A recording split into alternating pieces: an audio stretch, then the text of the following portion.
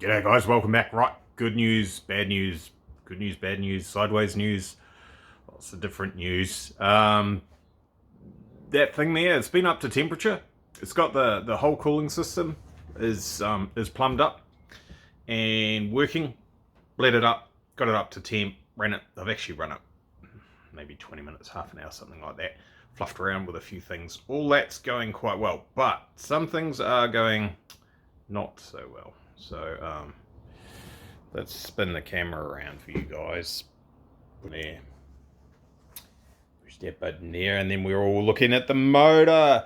So you'll see there's a reservoir right there. That's for that hydraulic fan pump and motor.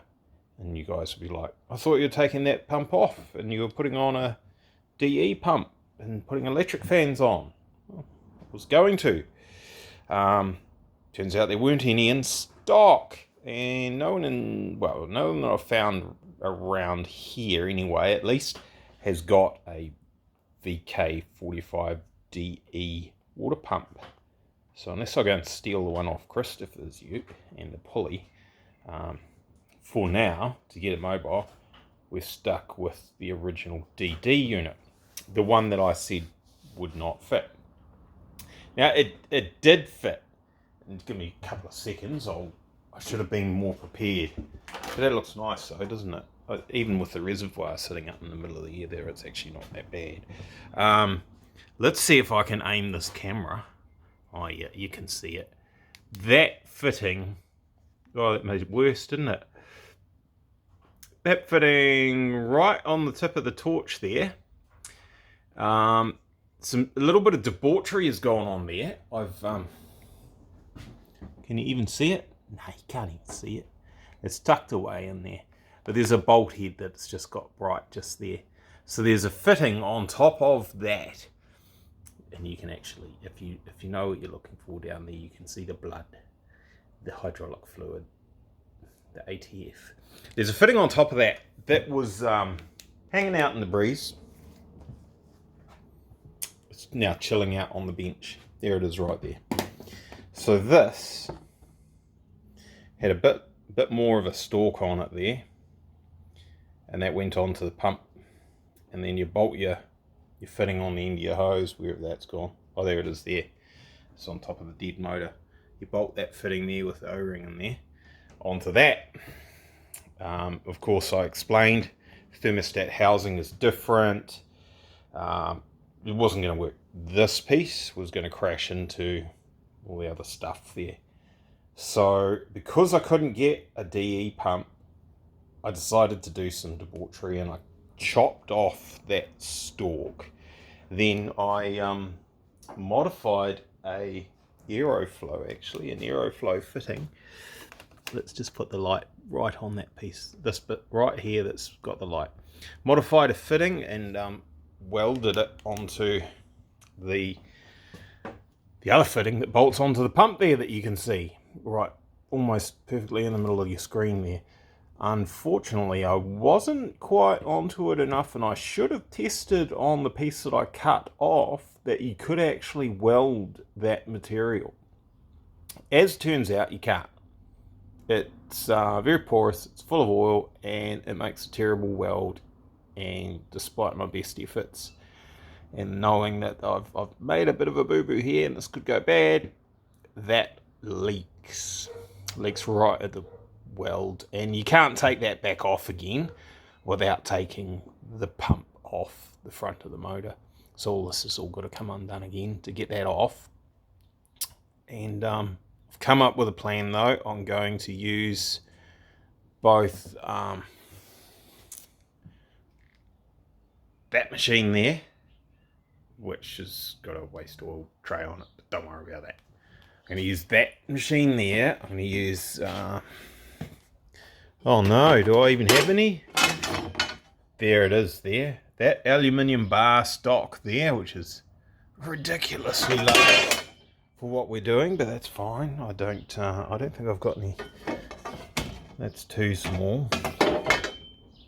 Oh no, here we go.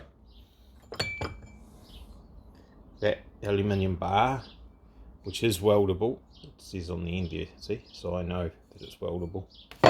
We use that, and we're going to use that machine there, and I'm going to make something that screws into the oil pump, and then we're going to have one of these screw into the side. Oh, it's out of focus, isn't it? Screw into the side of my fitting. So there won't be any welding going on, because apparently we can't do that. Let's just go, I'll draw it for you so you know what I'm talking about. I'm going to make a thing, and it's going to look like that. It's going to have a thread here. It's going to have a washer there to seal it. It's going to have a hole that's drilled and tapped there, so that can screw into the top of the hydraulic pump. I'll tap that pump so that screws in like that, seals on that washer there, and I'll figure out where it's tight. I'll mark it, then I'll take it out and I'll put it in the milling machine. I'll make a flat on it so it'll be round with a flat, and we'll drill and tap, and we'll screw in our AN fitting like that. I've run out of room, see? I'm trying to draw on top of another drawing now. And that'll do, it'll be fixed. So, unfortunately, that'll be 3 or 4 hours down the drain, I'd say, by the time I take all that apart and put it all back together again and all that. But it runs nicely. It's been up to temp. I did have some problems connecting to the Entron computer. As it turns out, some settings on my laptop had changed. My bad. No idea how that happened. Whatever. I'm fiddling around with all this wiring and stuff, and then I went to connect to the computer and it wouldn't connect, and it was panic stations, and then phone call to DTech, and turns out, oh yeah, no, check your settings on your laptop, and lo and behold, technology, bloody technology. I should have cut these off while I was at it, yeah. That, the other ones, and then it would have looked a little bit nicer, and obviously I've got to finish off our wiring harness. But I thought that was quite, even used the original hose quite good with that reservoir there. It's quite low. I don't think our bonnet's going to connect with that. I need to check that. It's nah, we'll be right. Look at that, it's barely higher than the radiator cap, and we should be fine. Right, that's that. Not gonna start it up this time. It's late in the day. I'm gonna go inside, have some cheezels, some Coca-Cola, something like that. Tomorrow, when it's all cooled down, I'll take it to pieces again, do what I just told you I'm gonna do. I have had a bit of a fiddle with injector timing and with mixtures and with the throttle control, and got it to run a lot nicer than what it was before. It was it's a good motor. It was actually sitting there idling at 400 RPM quite happily, not missing or anything. It was just rumbling. I won't call it purring. It wasn't going fast enough. It was just rumbling away at 400 RPM because the idle control and everything all needs redoing, full retune. You know, ignition timing and fuel maps will be somewhere in the ballpark. It's enough that it runs, but it does need a tune. I will get onto that. I can't do that myself. You can't really battle around with whatever this is, 250 kilowatts on the road and road tune it. That's probably a dumb idea. So on the dyno somewhere at some point in time in the near future. Alright, cheers for watching, guys.